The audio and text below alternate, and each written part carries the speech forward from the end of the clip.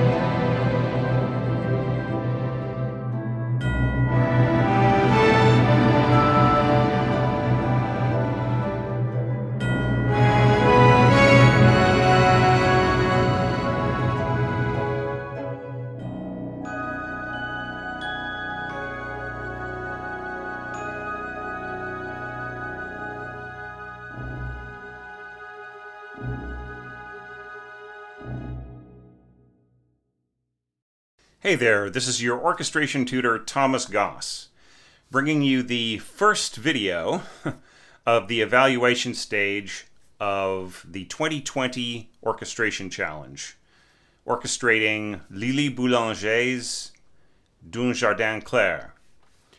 What you have to understand with this video is that even though this will be released on the 1st of May, I will have absolutely no idea what has happened in the month between when I recorded this, today being Saturday, the 28th of March here in New Zealand. It's actually Friday, the 27th, back in the States and Western Hemisphere. And if something has happened over the past month that's pretty momentous, that would have a lot of context to do with what I'm talking about, and I don't mention it, that is why. It's because I have no idea what has happened between the time that I recorded this and the time that I released this. And I just orchestrated this piece this morning. I feel really great about it. Not that I did something incredible, but that the music did something incredible for me, I feel. I felt so refreshed by being able to sit down and orchestrate something by Lili Boulanger. She just was a great, great composer, and this particular piece has just a wonderful feeling to it. Of a Bright Garden is the title of the piece. And what we have to remember about Lili was that she was an invalid most of the time. Or half the time. Like half the time she was up on her feet trying to do things, trying to have a career in music, trying to win the Prix de Rome, which she did, and then kind of collapsing under the rebound of her illness, which would always catch up with her. And I can't think of any better piece for us to be working on right now when we are kind of squirreled away in our own residences, trying not to spread a horrible illness across the world, and to just keep it cool and to work on our own music. So there's a certain resonance there. I'm not saying that we're all a bunch of Lili Boulangers in hiding, but just that there is, there's something similar in terms of the circumstances. But this piece in particular has a kind of a liberating resonance. So if we think back to Lili Boulanger being in her sickbed most of the time. And this was composed in the Villa Medici in Rome, where she was going through her Prix de Rome phase, being an artistic residence in Rome. And she had moved out there with her mother and some packing crates full of all the things that she would need to survive. And she was keeping her medical condition a secret because she did not want to be judged by that condition. She just wanted to be judged by her art. So her mother had to come along, her maid had to come along, and the management of the establishment were not sympathetic at all. They felt that she should just come on her own, just like all the other residents there, and that they would look after her, and they had no idea how sick she was, or even that she was sick at all. And I think of this piece in a bright garden. There are beautiful gardens around the Villa Medici, and I'm thinking of Lili having a great day, right? Having a day where she woke up, she didn't feel sick, she got out of bed, she put on some walking around clothes instead of just wearing her nightshirt, and got out there and walked around the grounds and enjoyed the fresh air and the beautiful sunshine. And that spirit is in this piece, just the wonder of being able to enjoy a good day, which most of us take for granted, but she couldn't, right? So this is her optimism and her celebration of what it feels like to have a really great day. I feel this piece is completely unclouded, right? It just really is constantly reaching for optimism, and then it ends in just a very beautiful, static sense of wonder. And if you have not heard the interpretation of this by Sofia Urivieva Martin, go have a listen, right? If you have not done the challenge and you just wanted to see what this particular piano to orchestration lesson was, then go have a listen to that. She did an amazing job. She is also stuck at home during this period, and she had a piano that I think was missing a couple of strings, and the tuning wasn't exactly perfect, or at least up to her standards, but I thought she did a hell of a job. I mean, that is one of the best, if not the best, interpretation of this piano music I've ever heard. So really, really feel lucky with that.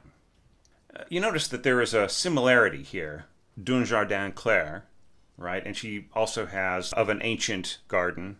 And then at the end of her life, she used that same way of phrasing a title of a sad evening, of a morning in spring.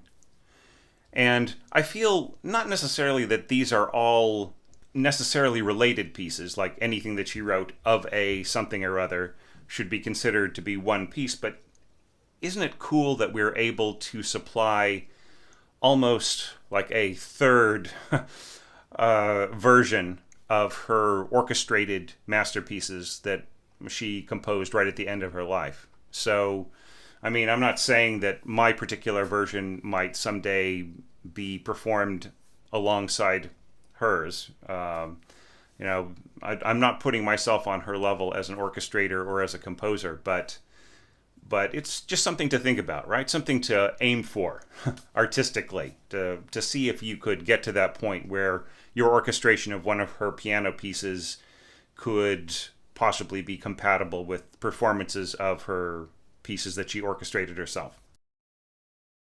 Okay, so let's take a look at the orchestra. This piece is in the key of B, and there have been times before when I transposed things from, say, 5 flats to D major, right? So that it would just be easier for the orchestra musicians to play.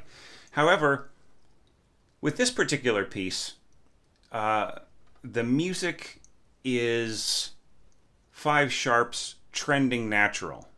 In that case, it's much, much better just to leave it alone and to not mess with the key signature, even though you end up with an English horn part in 6 sharps and a bass clarinet part in 5 flats. So for this particular layout, I used a very spare orchestra. I have no idea who used what. Once again, I have not received a single score to evaluate, so I don't know what most of the community is doing in terms of their entries. But I pretty much aimed for one timpanist and two percussionists, one harp player and celesta. This celesta part could possibly be played by a glockenspiel. Mostly. Some of these notes get a little too low. But it's still pretty compatible. In a pinch, you could sort of fake it on glockenspiel. Now, going outwards, the winds are 3, 2, 3, 3. And I almost don't even need the contrabassoon, but I really do need the bass clarinet and both A clarinets. Notice that the A clarinet interprets the key signature of 5 sharps as just 2 sharps, right? So they're reading in D major, as far as they know. Just one oboe and one English horn, and I felt that that did the job. I was not necessarily looking for places to economize. This is an orchestration challenge, and of course I would love it if some of these pieces were eventually performed by an orchestra. But I'm not tying myself down to that, right? I could throw in sarrusophone, or I could have made this English horn part an oboe d'amore part. But I decided not to do that. I just want everything to be pretty standard, pretty approachable, so that it can go right to the stands. I feel, in terms of this particular arrangement, that this could go to the stands. Maybe just a little bit of touch-up here and there. I might have left out a dynamic. I might have left out a slur here and there. So I haven't completely proofread it, but I did look it over pretty closely. So I think this could go to the stands. Just 4 horns for my brass. You see right there, I forgot to write in horn 3. But it's pretty obvious that that's 3rd horn. So yeah, so it's pretty close to being ready.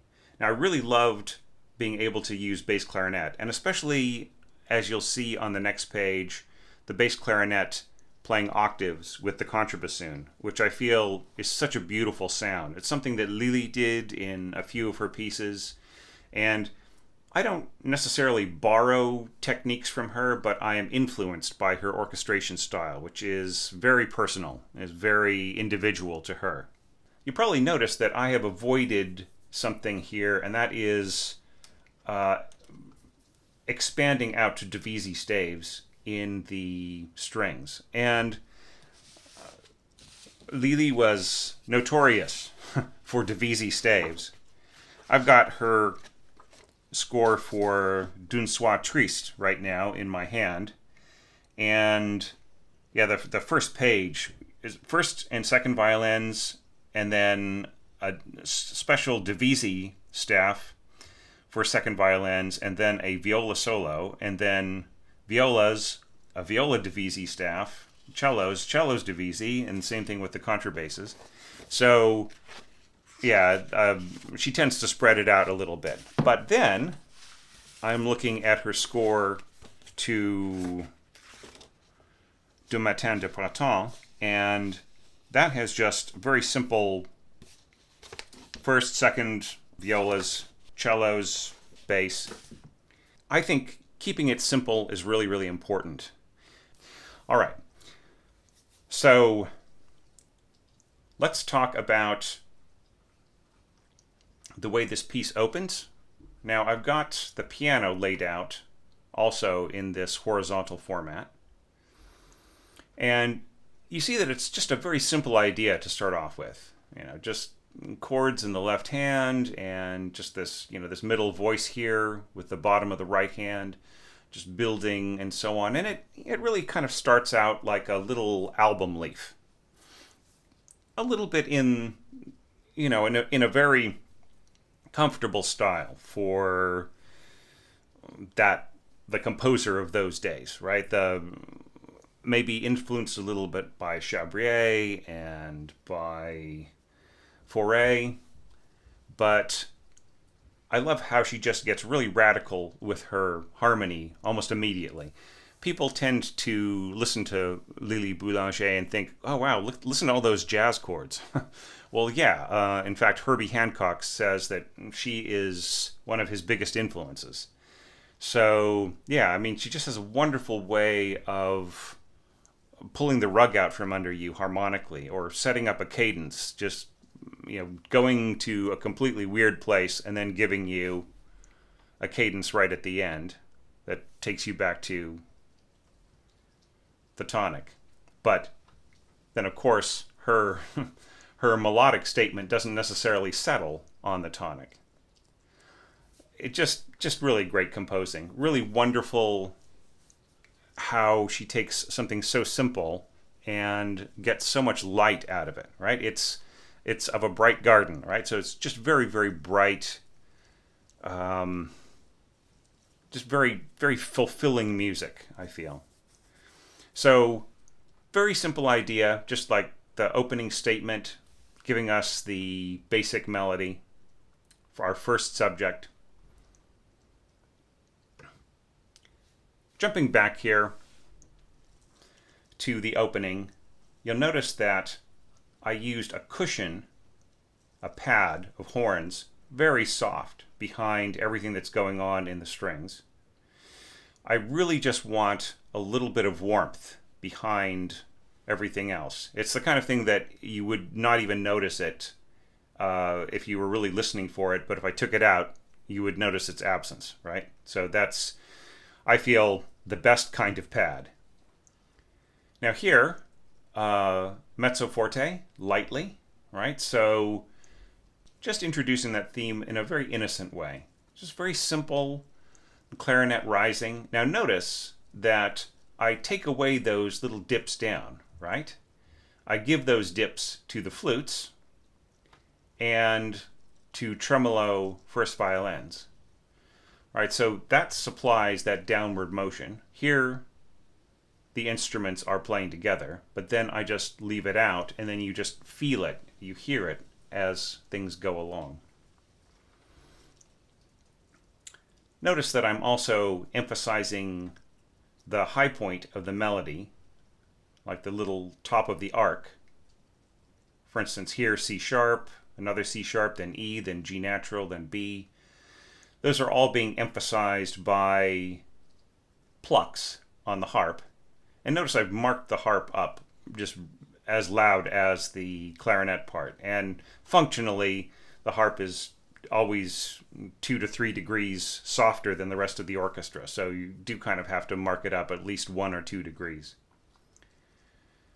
And I really try to avoid scoring the piano part onto the harp. And if you've seen my other piano to orchestra lectures, then you'll know that that's pretty true for almost all of my orchestrations. Here, I have used bits and pieces of the music to fall onto the harp. And sometimes I use the harp to add things that aren't there to begin with, but let's not rush ourselves. So the down part of each of these melodic arcs is being hit by the celesta, which I feel is just a really lovely effect. It's kind of going down into that low thunky kind of region for the celesta. People often score low for celesta and are surprised at just how kind of dark and clunky it sounds. But so long as it is intelligently doubled or supported, or is doubling and supporting in the rest of the orchestra, you don't really hear that too much. So, what are the strings doing? They're really just interpreting the harmony here, right? And notice that I'm covering some of the pitches, like 2 of the pitches. Here we've got an E and a G sharp. And those are those same 2 notes here, this E and G sharp.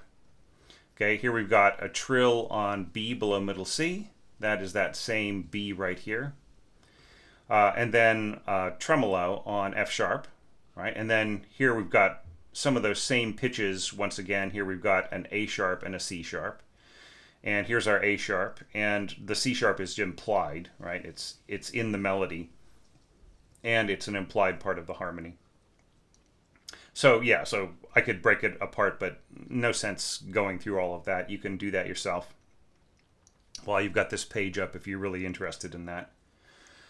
But yeah, just continues to reach and it continues to swell. And notice that I don't let the horns get above mezzo piano. They're just really way under what's going on. Here, pianissimo to piano, and then of course, first clarinet starting its solo mezzo forte. Then I'm crescendoing all the way up to forte, dolce, right here, with our strings, and the horns only get up to mezzo piano.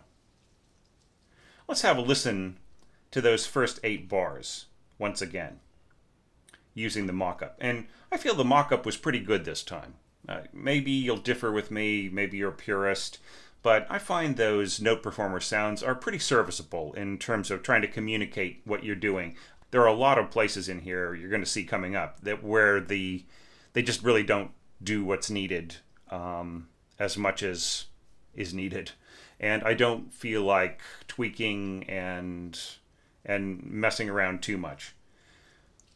There are going to be places where you see that I've tweaked things quite a bit, like here, Sibelius does not understand speed up a little bit in French, so I just added a poco accelerando here as a line in Sibelius, and then I made it into invisible text, but I'm allowing you to see the invisible text. And here, to make this fermata longer, I added quarter note equals 76 beats per minute. So yeah. And then here at the a tempo, I had to remind Sibelius what the tempo was, because it was taking this as the new tempo, right? So just little bits of dynamic and tempo tweaking as we go. So let's have a listen to those first 8 bars, and I'll shut up now.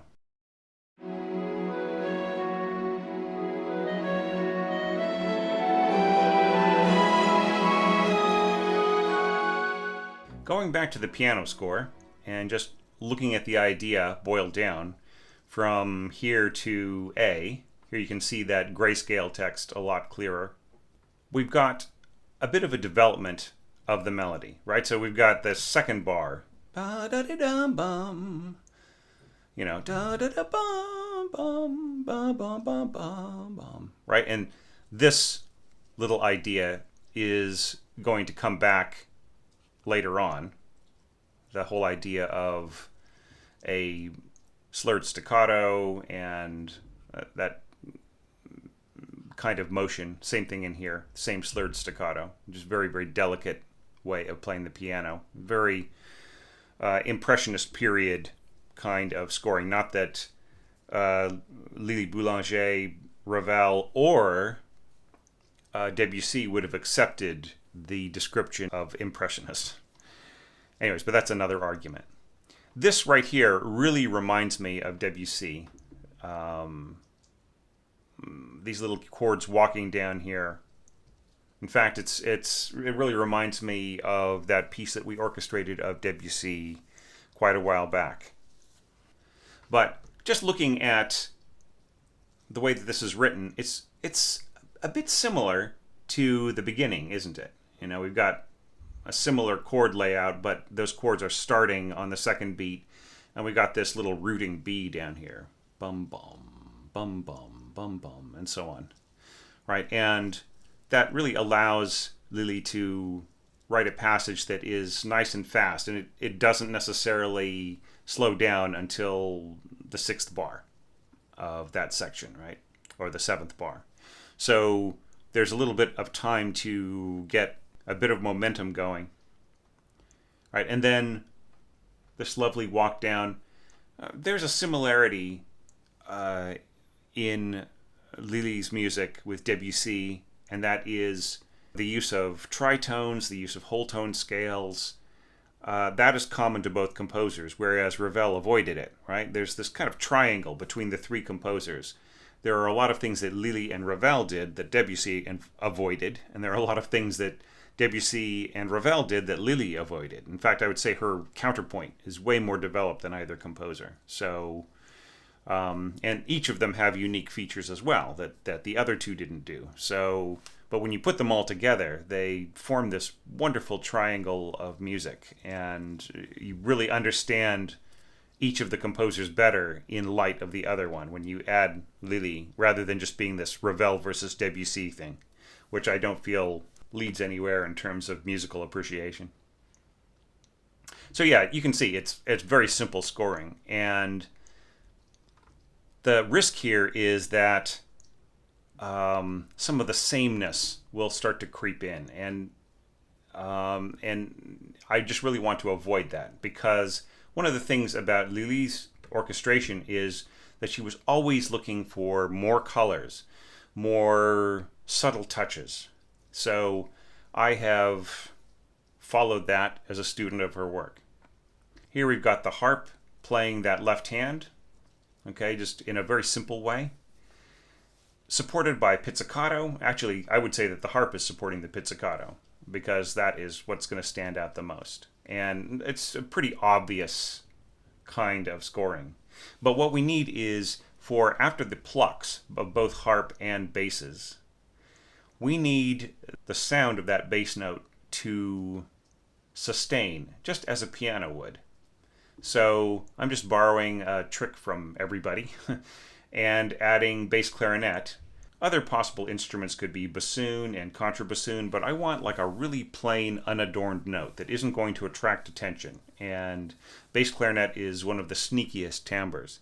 So this is a really, really great fix. If you've got a bass clarinet with the low C, right, then you can easily write this low D flat. And, you know, the clarinetist should be able to play them all day, just so long as you don't overdo it. So this kind of supplies not a simulation of piano, but a simulation of the kind of attack and sustain, right? We don't necessarily need to imitate the exact sound of the piano in anything, but we do want to get some of the character of its execution from time to time.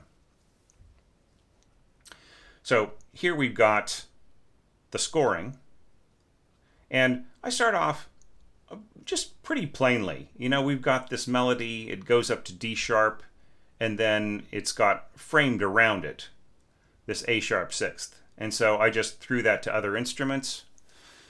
Oboe doubling the first violin, playing that melody for the first 4 bars, and then that little framing sixth is being played by flutes and second violins, so that the F sharp doesn't become a melody note, right? I just really want the sense of the melody going through the middle. Okay, then violas and cellos taking some of the lower harmony, and some of those notes are being played by low clarinets, English horn. Now here, slurred staccato in the winds, and pizzicato in the background. I just want a little bit of punctuation to help out the mezzo staccato in the winds, right? So really, you should barely notice the pizzicato, and I think it's actually unfortunate in this particular interpretation by the playback. The pizzicato is a little too prominent, but I don't want to score my dynamics in a way that makes up for the deficiencies of my sound sets, because that is really fatal. You know, you can't score to the sound set, right? You should score what will sound right in a live situation. And I feel that I've done that here. Okay, and then, you know, coming to an accent, decrescendo, just a little touch of pizzicato at the end here, and then the strings answer, right? See, so we've got some variety in the color here. And notice that even though in the piano part it says pianissimo, the dynamic contrast here of winds mezzo forte and strings mezzo piano give it enough of a contrast that it might as well be pianissimo. But if I really do score it pianissimo, nobody's going to hear the strings. And furthermore, this little horn solo here is going to stand out glaringly, where I just want it to be a little bit of color. You know, ba-da.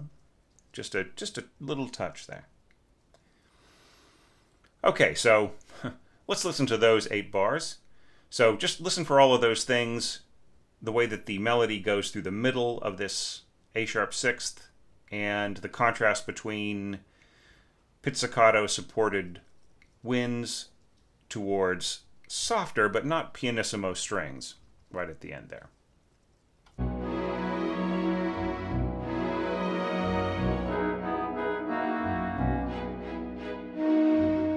Now, I held off on these 4 bars before A, and we'll just listen to all of them together because I feel that this leads into this, so it's really hard to just separate that out. So right here, it's, I feel, just obvious scoring, but hopefully some colors came through there. We've got horns plus winds plus strings, and just very simple, but I added a little bit of timpani roll and an octave lower, double basses, tremolo, and just a touch of cymbal right at the end. If there are any of the developers from Note Performer out there, I know I've got Note Performer 1, maybe your sounds are different now, but really, I mean, why are orchestral composers getting orchestral sound sets that sound like rock cymbals, right? This is like a rock cymbal sound right here. And I just feel that that's so inappropriate, right? You need to have something that has a real swish-tish kind of a sound, right? So anyway, I'll have to check out the latest one. I didn't like the way that Note Performer 2 sounded, so they say that Note Performer 3 is better, but then there's some other changes, and I feel very safe with what I've got, but I just still don't like certain things. Just they sound too rock, right? I love rock, but I don't want a rock cymbal sound in the middle of my orchestral piece. Notice I have like a little Grieg touch in here, right? A little trill. I feel that that's totally appropriate. It's a note that's actually an octave higher than in the score. And you'll probably notice that throughout this entire piece that I add things that are totally not even there, like these harp harmonics and so on, and celesta notes. Sometimes they're not in the score, the original score, but I just put it in. Now, these harmonics are actually wrong. Okay, this is another thing that Note Performer needs to do if they haven't revised it yet. And that is that this sound, this is like the whole Sibelius thing, which is written as sounding, right? So this note is actually down here, right? If you want your harp harmonic to sound up here, then you should score it down there. That's what the harpist wants. They don't want you to score the sound that you hear. They want you to score the sound that they're going to play, right? They play it an octave lower, and that is really where they prefer to see it. Okay, so now let's jump back to the piano score. All right, and now we're getting into A, which I feel is just a really lovely episode, right? So she's not going to give us the resolution, right? She's setting up a cadence, but she doesn't actually let us go to the one chord. So instead, she gives us a little bit more harmonic ambiguity, and then she looks like she is totally headed that direction and is just gathering steam. And let's remember, this starts off as a fast piece, even though there are so many ritardandos, right? So just really starting to get more and more energy going there, even though we cool back down here, and then slowing down here, all right, and then we get a real cadence, which leads back to the one. So just in terms of the scoring, we've got some similar construction here. A low note in the left hand, chords in the right, kind of walking up and down. This is similar to the beginning and to this over here, just in terms of the little bits of harmony with the melody over it. And then chords, kind of jumping back and forth. We're back to slurred staccato. And then a couple of gestures upward. I'm a little bit free about where I mark the ritardando. It's more influenced by the way that people perform this as pianists rather than the way the score is marked. And she actually left out some things, like she left out this ritardando by accident, but it's obviously intended to be there. I love the way that this really builds up some energy here and then draws back. So my challenge as an orchestrator is to get all of that in a very fresh style and to not repeat myself. Going back to the full score, let's see what I did with A. So the first thing is the flute solo here. So the melody is just given to one solo instrument, and it actually goes pretty low. As you could hear, the interpretation by note performer did not necessarily balance, right?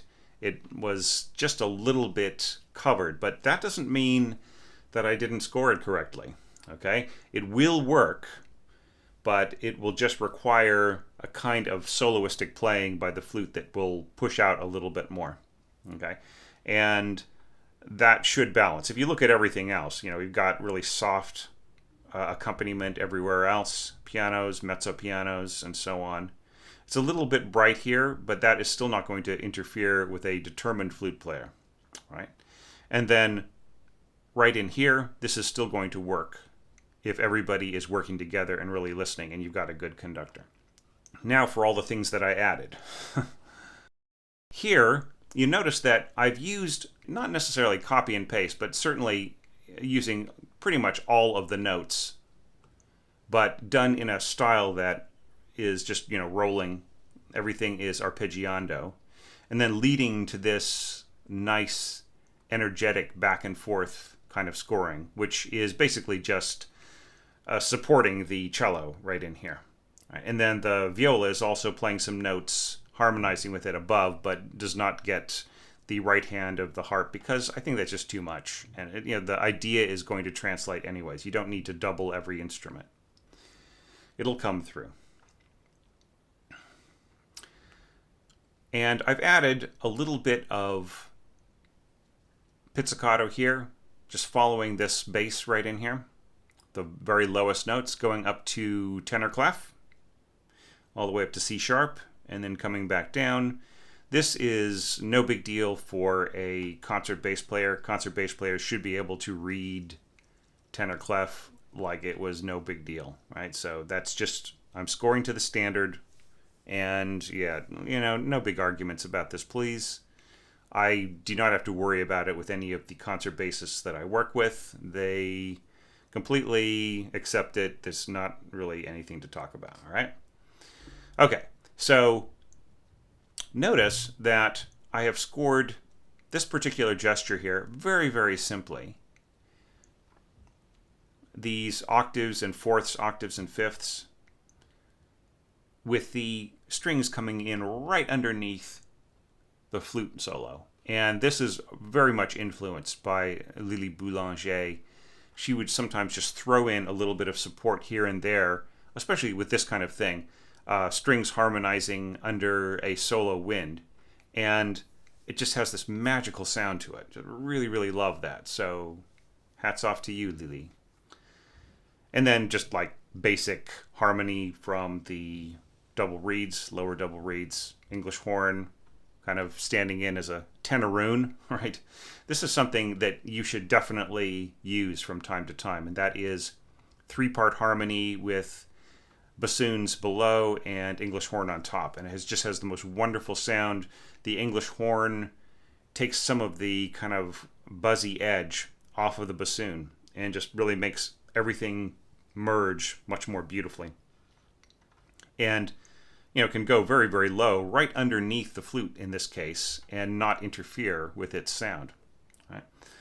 So that all works pretty well, I feel. But that isn't the end of it, is it? Because now we're going to build up steam again, and here I felt this is the perfect time to throw in some horns. And notice I've got, once again, slurred staccato, so mezzo staccato. They start to build up some energy and some force. They're not that high right here, right? So I'm actually using the natural register of those horns to add more energy, right? So ba ba ba ba ba, and then just scoring them higher, even though I'm not scoring them any louder, the added pungency of the tone acts as a bit of an amplifier. So I'm just using the natural tendency, right? And then just a little bit of a thump here at the beginning with both double basses and timpani in octaves here. Just really has a nice punch to it. And, you know, just very simple harmony. Here, I decided to double the melody instruments. So instead of octaves here, I just have unison violins all playing this together. And I feel that this balance is really, really great because you've got so much texture tied up in these divisi strings, right?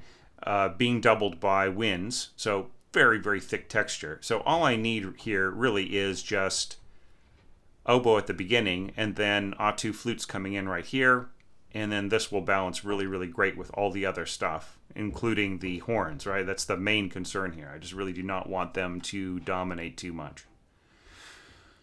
And then just for the final little touch, to add a little bit of stuttering double bass plus bass clarinet. I just ba-ba-ba-ba. And I feel that that just really grabs on to the listener's ear and gets them ready for this long note right in here. Rest. And notice I played a little bit with the tempo here. And then releasing into the final cadence there, going into B. Let's have a listen to all of that, right? There's a lot to remember, but yeah, just think of this very organized. Something else about this: octaves in clarinet, octaves in violins, actually octaves all the way through our string section except for the double basses. And then just having the winds and the brass harmonize inside of them.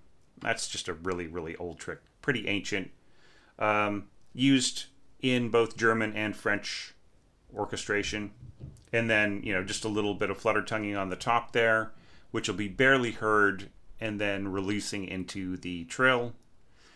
Just very, very simple orchestration here at the end with lower winds and strings harmonizing. Then almost a complete copy of what's going on in the piano part, just across the strings and harp with the flute on top.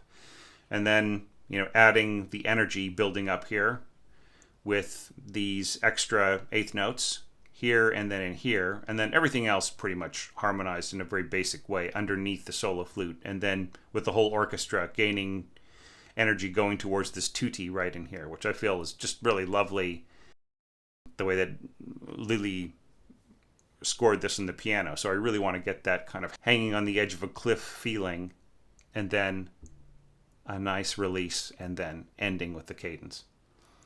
Have a listen to that, and I'll see you on the next screen.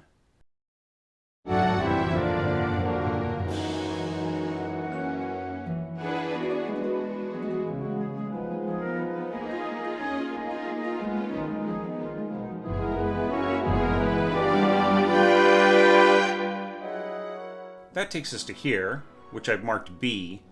These rehearsal marks are not in the original piece, of course. They are just put in there, kind of marking out the different levels of support on Patreon. And everybody's read this already, but just in case you are looking at this years from now and wondering what it was all about, this was the open excerpt up to A, and then the first Patreon level above the basic level, the semi-brev level, could take on another few bars up to B. Then B to C is the new dotted semi-brev level. And then C takes us to the brev, and then from D you can just do the rest of the piece if you were at the upper levels of support. Okay, so checking out B, I really love these enclosed harmonies inside the octaves. Another very typical strategy for this era of piano, but what's really cool about it is the harmonies. Lovely sense of where the ear finds relief. Where does it settle, right? Or where is it told to settle?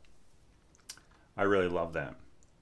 So it's really the same bar twice, just with different rhythm in the melody, and then starting to climb up at the end of the bar.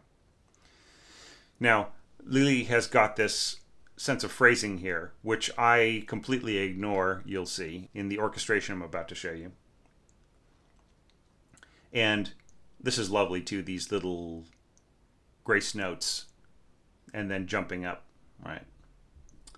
Takes a big hand to play some of this stuff, and Lili had actually fairly great piano hands and organ hands. It's just a pity she didn't get a chance to practice as much as she could. Apparently she was a virtuoso pianist and organist, and you see a lot of organ approach in some of her orchestral sketches. But you also see a lot of really beautiful piano writing. This is all just wonderfully fitting under the hand for a pianist who is familiar with that era's style of piano writing. It just really works great.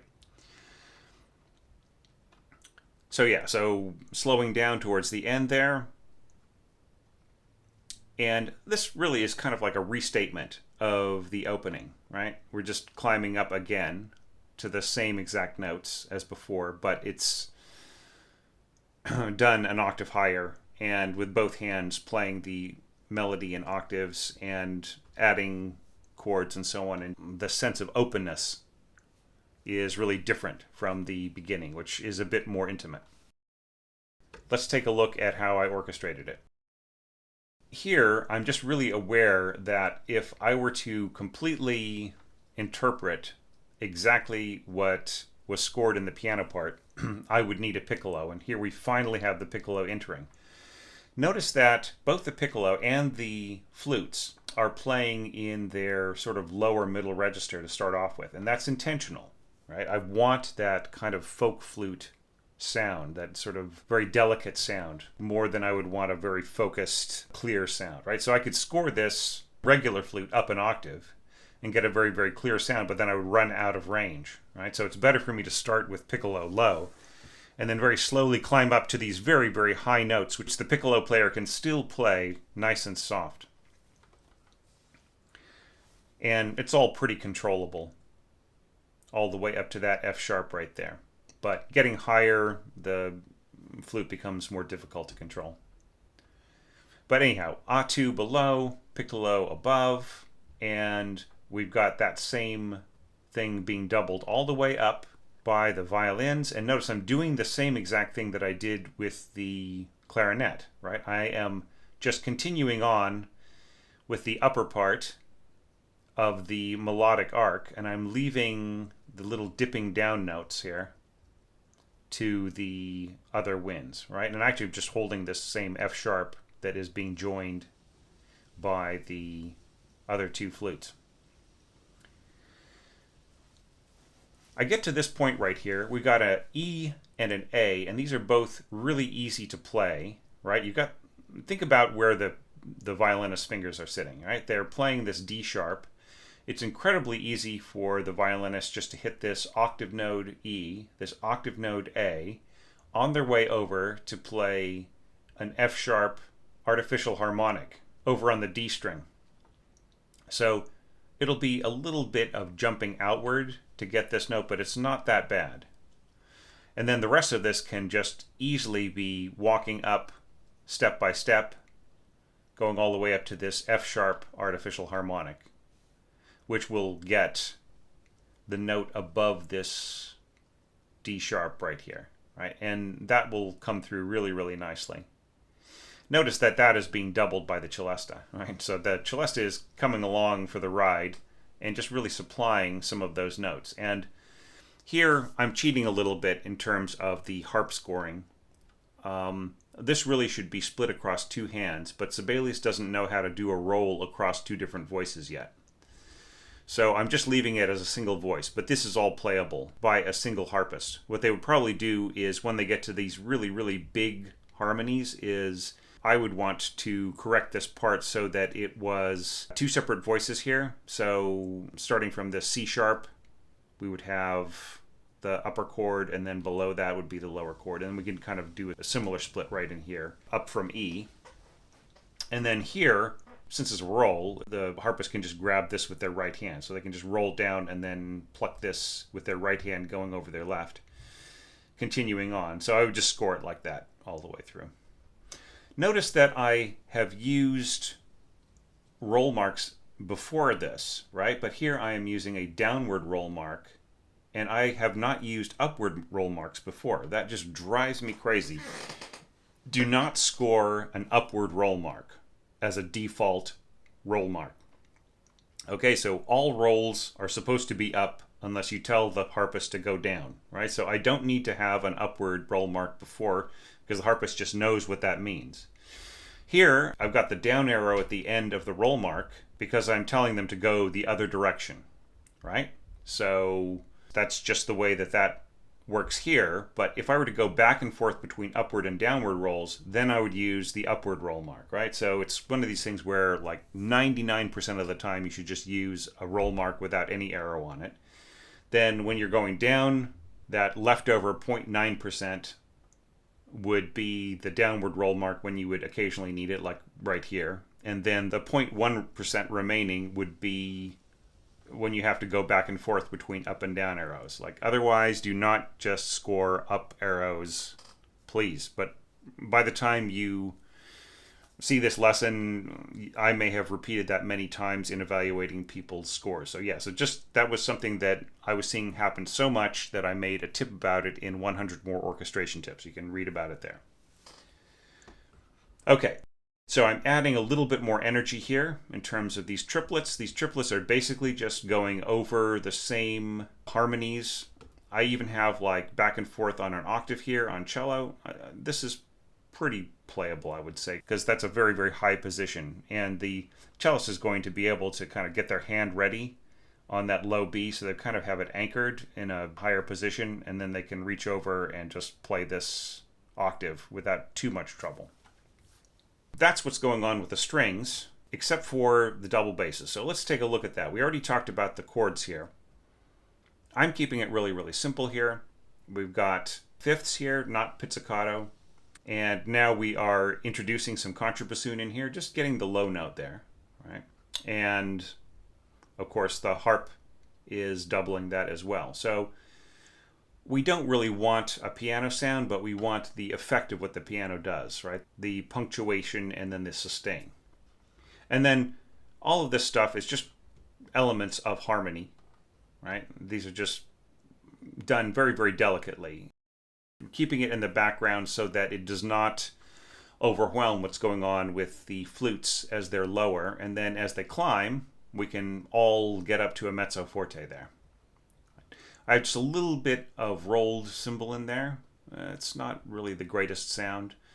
And same thing with the tam-tam, which is a little bit big and bushy, right? A piano dynamic on a tam-tam should sound a little bit differently than what Note Performer has in this first edition. All right, so let's listen to everything going between those two elements. Sibelius doesn't understand slower in French, so I just put in a ritardando line there, and here I can actually control it all the way to the end, but it is kept out of the final score by being an invisible object, which I'm allowing you to see.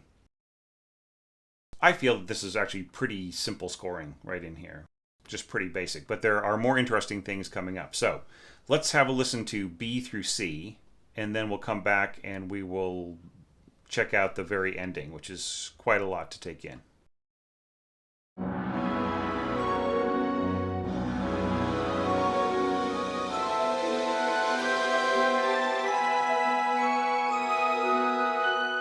Okay, so extra slow. This has got pedal, ottava bassa Bs below. I was a little unsystematic in scoring this out in the piano score. I should have done this. Doesn't really make any sense without that, but whatever. I'm seeing that here, so I will put that in the final template that I release in a couple of days, in a few days, 4 days. So here we've got this basic idea again, you know, bum, bum, bum, bum. Similar harmony and everything following this low rooting B, right? And then these cascades of little rose petals. But she wants it to be fluid. She doesn't want it to be gooey. Okay, and then boom. And just we're building through some of the harmonies, right? We're kind of putting a C Lydian over that. And then more rose petals falling. And it just keeps building more and more, right? And it isn't really that much of a dynamic build, is it? It's piano to mezzo forte, and it's always sort of checked by the pianissimo coming in at the end, right? And even here, mezzo forte crescendo again, leading us finally back to the very, very end here. So we're back home with this lovely B major sixth harmony here. A very simple way to end the piece, but it's still very charming and is expressing exactly what she wants to tell us here, right? She had a good day, right? She went out and she saw something beautiful, and nobody would have really understood that that meant something incredible to her. It would have been just a major thing for her to be able to get outside and to go to a beautiful garden. I mean, there's very rare when you see photos of her out of doors. Most of the photos taken of her are inside, right? But there are a few of her outside the Paris Conservatoire, some publicity shots, and then there's one of her sitting out in the garden. But most of the time she's indoors. You know, there's this beautiful picture of her sitting on her bed with her dogs. Usually she was just around somewhere where if she had an attack, she could just go and lie down and take care of what she needed to take care of. I just feel that this says so much. There are a bunch of different ways of interpreting this, right? Is this like a bell tolling, right? Maybe 5 p.m. or is this tolling 3 p.m. here at the end? Or is this kind of a bell-like expression right in here? Or is the whole thing intended to be faraway bells? It's hard to say. But she wants it bright, right? And that's what she asks for in the piano score. So, how to score that? Well, you've already heard the opening of my arrangement, so you know that I really kind of went to town here, and I allowed the dynamics to build quite freely, until I was really going up a couple of notches from where she indicated in the piano score, like mezzo forte crescendo, pianissimo answering, right? But here I just really allowed the orchestra to fill out here and to really push. I've got forte crescendo in the horns, right? So I'm just allowing them to blaze a little bit. So let's break this all down. Horns, starting off here, the low horns playing this very, very low solo, or soli, with the two of them. And this is a really safe way to deal with low horns, which is to double them, and they provide stability to one another, right? Now here, I'm going to octaves, and this is a much better pairing than to have like the first and the third. It's really better to have the first and the second, who are very secure partners, to play octaves. Then I double that up, so it is all four playing octaves. And then I go all the way up to G sharp here. Okay, so that is kind of bringing some interest, some force into the middle there. Okay, and what is going on with the rest of the melody? I actually really only have my first violins playing divisi octaves for most of it, right? And I allow them to go pretty high, all the way up to that C sharp there. And that's a safe ceiling for your average semi-pro regional player, so long as this balances, right? So long as the conductor makes sure that the horns do not push out too much, right? There's a little bit of doubling here. So these notes at the top of this octave are going to be doubled by the lower divisi first violins, and the same thing is going to happen here. But when I finally reach way up here, which is exactly the same pitches that are being played by the piano, that really is an octave higher than where the horns are. So we've got a sort of a quadruple octave. All right, so those are the melodic elements, and I feel that they balance really, really well. The first violins will be able to shout over the top of those horns when things get really, really high. They're going to come through fine. Here they can blend really nicely. Strings can go together with horns really good, just so long as it's the kind of scoring where the sounds are complementary, and I feel that that will work really, really well, the way that this is all set up. Okay, so now we have the answering downward harmonies, our fluid mezzo staccato. So how to interpret that? Okay, so I do not need mezzo staccato because I can just have legato clarinets here, and then the little points to our mezzo staccato can be played by the pluck of the harp, and then, okay, below it, taking this lower harmony here, that can just be played by divisi cellos, right? So I get the same effect, even though my clarinets are playing nice and legato and they have no mezzo staccato happening at all, right? So I'm going to follow that same procedure all the way through, right? So aside from this left hand, which I'll talk about in a minute, we just really have the harpist playing this, and they can actually just hit these octaves and then play this two-handed. Whatever the harpist wants to do is cool with me. Here we've got some ottava in there. That is perfectly fine. I have a whole chapter in 100 More Orchestration Tips talking about which instruments naturally use ottava. Harp is one of them. Okay, but here it's really unnecessary, especially with these octaves. The violinists will immediately realize what notes should be played way up there, and they'll just get it. Let's really focus, though, on these cascades. All right, so the cascades in the harp are all being doubled by winds. All right, so here it was clarinets plus harp. Here it is oboe and English horn plus harp, and then here we go to flutes, and there we have piccolo, and see, here's another thing that I could have proofread. This should be first flute, right? Okay, and then underneath all of these, we just have pizzicato interpretations of these lower intervals.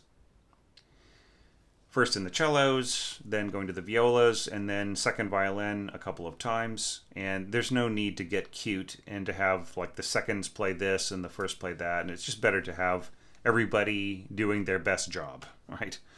What they're most used to. All right, now let's talk about another piano element, and that is just these rock bottom Bs going all the way through. Okay, we'll talk about this ending in a minute. So, low harp octaves all the way down to that very low B. And here, if you're paying attention, you'll notice that I had a very simple indication right at the beginning, Roman numeral 5, and then the letter B. So I'm telling the bassist to tune their fifth string down to low B, which is very easy and completely acceptable for bass players who have a 5-string bass. That is actually kind of more convenient in terms of the fingering because it's fourths all the way down. Okay, so divisi pizzicato, so some bassists are not going to be 5-string, so whoever does not have a 5-string or whoever doesn't want to tune down to B will play the upper line, and then the more equipped bassists will play the lower one. All right, so we'll get that nice octave going on in there. Notice that I'm punctuating the beginning, sort of like giving ourselves a piano attack and then coming in right under it with this crescendo into the tremolo and then back out again. Same thing happens 4 times at 4 different dynamic levels. And accompanying all of this, we've got our bass clarinet and contrabassoon playing octaves, and I just love that sound. You get the rawness, the warmth, the digging in of the contrabassoon below, and then you get the cool, clean sound of the bass clarinet above, and they both help each other out. The contrabassoon adds warmth to the bass clarinet, and the bass clarinet adds smoothness to the contrabassoon. It's a really wonderful thing to do. I would say, like, don't do it all the time. You'll drive your people crazy in your orchestra, but it's cool to throw in every once in a while. And this works really, really well. In fact, I feel that this does approach, to some degree, the actual timbre of the piano, right? With kind of the rougher sound from those single bass notes really vibrating back and forth. And then the cleaner sound of the doubled strings above with the bass clarinet. All right, so I think it approximates it much closer than it might otherwise. Now, adding to that, we've got this timpani. So notice it just rolls into a crescendo here, and then mezzo piano rolls into that, and then mezzo forte, and then forte. But then right at the end here, I brought everybody down to a pianissimo because I don't want it to overwhelm the impact. of the ending there. Alrighty. So now to talk about these middle elements in here. Now I could just add this as boring chords, right? Or I could do something fun with it. So here I've got alternating notes between those pitches, right? And I am doubling these fingered tremolos in the strings and trills with similar notes above here, right? See, so this English horn trill is actually the same going back and forth between this F sharp and G sharp here, right? But written as a C sharp to D sharp trill. And then these two notes down in here, the F sharp trill, so F sharp to G sharp below, and then B to D sharp, they are being played as a fingered tremolo here. So I would probably have the copyist write this out as a trill for the second voice, right? But it's just easier to do it this way in the full score. So this moves around the strings a little bit because we've got that pizzicato changing places. So second violins and viola, second violins and cellos, violas and cellos towards the end here. And I actually get pretty high with my violas, but that's all really playable, no big deal. But the available wind instruments for this kind of doubling has to change as well because things are moving around, right? We have our little fluid descending figures. So we have to pick and choose our doubling for the strings, right? So here we've got second clarinet and bassoons, and then we're changing over to clarinets below and then oboe and English horn above, right? So it just moves through the orchestra as it rises, right? Because we get to a certain point where it really becomes impractical for the bassoons to pull it off and sound really smooth.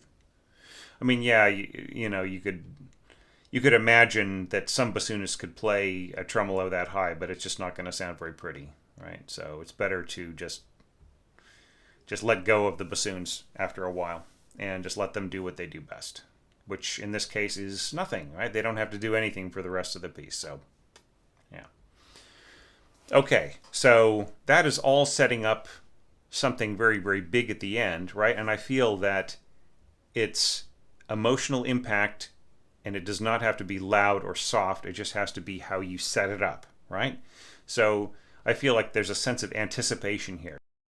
What are we building up towards? What is Lili going to show us? And that is right at the end, just the absolute perfect picture of this bright garden, right? The last thing she's going to remember, that image of being happy and healthy for a day and walking around in a beautiful garden, and the light and the color and the warmth, right? That is all going to be in this last chord. And that's what we're building towards, right? Is maybe the impression of what it was, or the memory of what it was. I didn't sweat buckets over this. I just felt like it was really obvious what needed to happen. So no more tremolo in the double basses, just arco, normal old double basses, and then plucking 3 times at the end. Okay, just a little touch right here, softer than pianissimo timpani, and then the timpani comes in and just punctuates an octave higher. And of course, this is being doubled by bass clarinet and contrabassoon.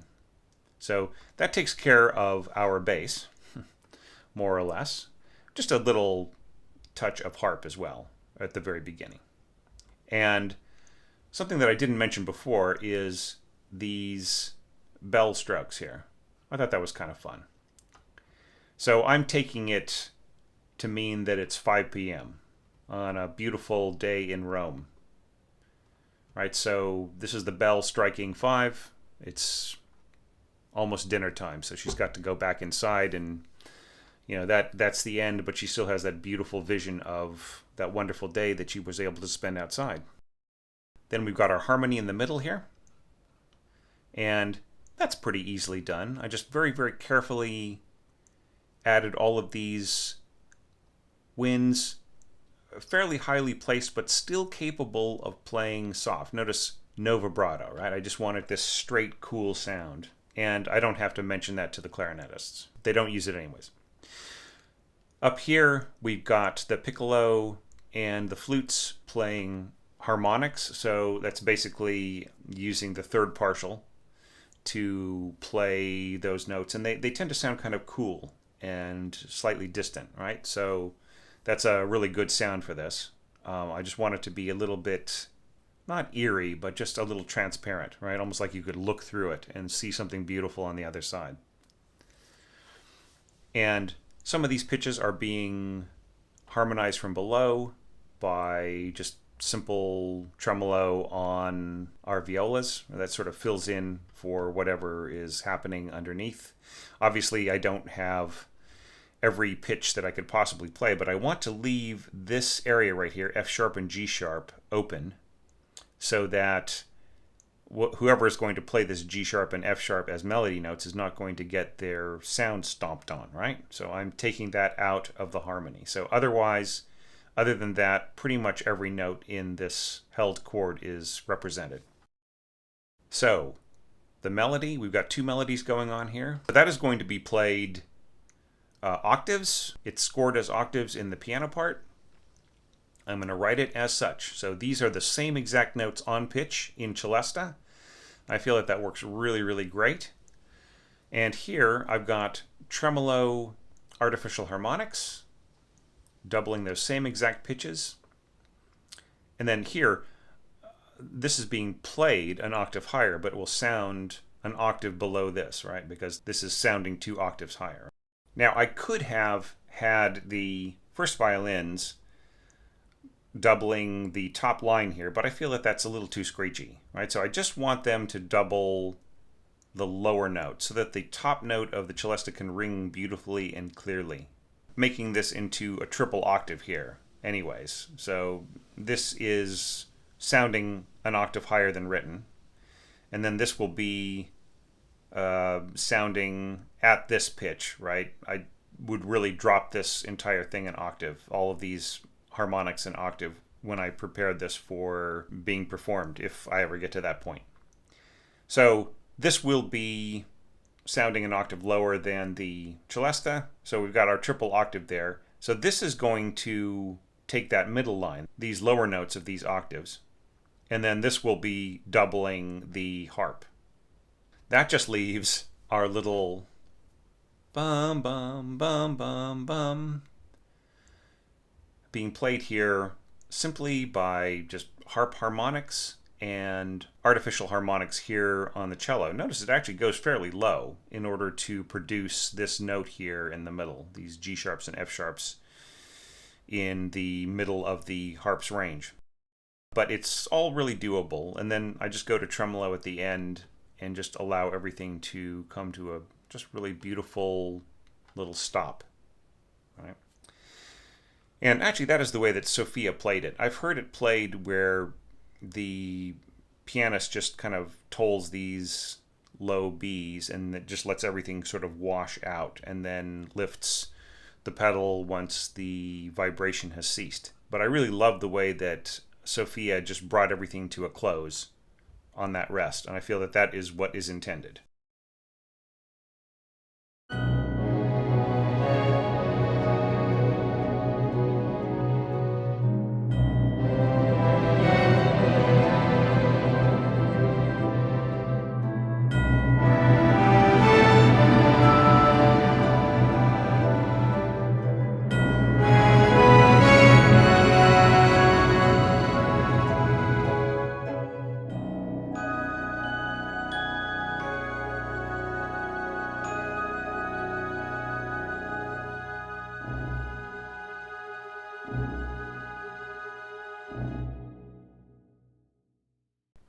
That is my orchestration of this piece. If you are out there watching this and you have submitted an entry to the orchestration challenge, you should be seeing your entry evaluated over the next 2 to 3 weeks. Usually I wait until the end of the month and then I just start categorizing all of the entries from the different levels of support and from people who are subscribing to the website. And sometimes it's really cool to put certain composers together in the same video who have contrasting ideas or who have kind of similar approaches and kind of resonate with each other, and then start to release the video. So the very, very last of it, if there are any emergencies or anything, that should be around by the end of May. But I'm kind of hoping to get most of these done by the first 2 or 3 weeks, right? But it's still going to be a lot because I am anticipating a huge number of entries because everybody's at home. Nobody can go anywhere, right? We're all social distancing and self-quarantining here during this pandemic. Yeah, I might have like a couple of hundred entries for all I know. It's probably going to be more like between 80 and 100. Last year it was 75. I think the year before that it was 67, and we've slowly grown.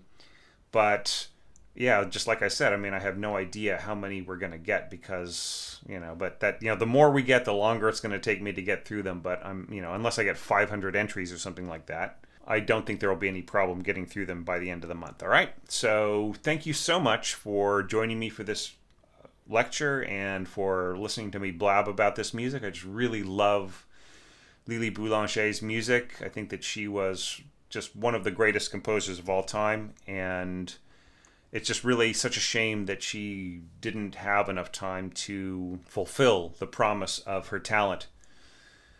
This was written in 1914, right in that first year when she went to the Villa Medici. And I think she went back during the war for just a brief time. But it might have been just to get her stuff. World War I broke out in the middle of her stay, and so everybody had to go home to France. And I get this, the manager of the Villa Medici was so angry at her for all these unimportant reasons that were basically based around misunderstandings and his own arrogance, that he actually blamed her for the Villa Medici being empty because of World War I. That was like he tried to make that into her fault, right? Like when it's time for everybody to go home, you go home. You don't, you do not blame people for going home in the middle of a world war. Okay, that is just insane. But what I do want to say is that after she died and after he sort of realized what had really been going on about her health and about everything else, he was extremely regretful for the way that he treated her and all of the things that he had written about her that were very negative in his letters to the Paris Conservatoire. He was a very repentant man, and I appreciate that change of heart. I think that's a beautiful part of the story. This was written 3 years before she died, and was just written, I think, just for fun. She wrote 3 piano pieces, maybe as a relief from some of the other work that she was doing, some very big oratorios, which we now know, her psalms and her ancient Buddhist prayer, and some of her plans to work on an opera, which I wish that had been written. Yeah, because that would have been the answer to Debussy's opera. They would have been sort of like bookends to that period if she had just had another year or 2 of good health. And with that, I will leave you to ponder and just appreciate what we have from her that we can see and we can orchestrate and we can learn from. And I will be seeing you with the first evaluations in a day or 2. Thanks, everybody, so much.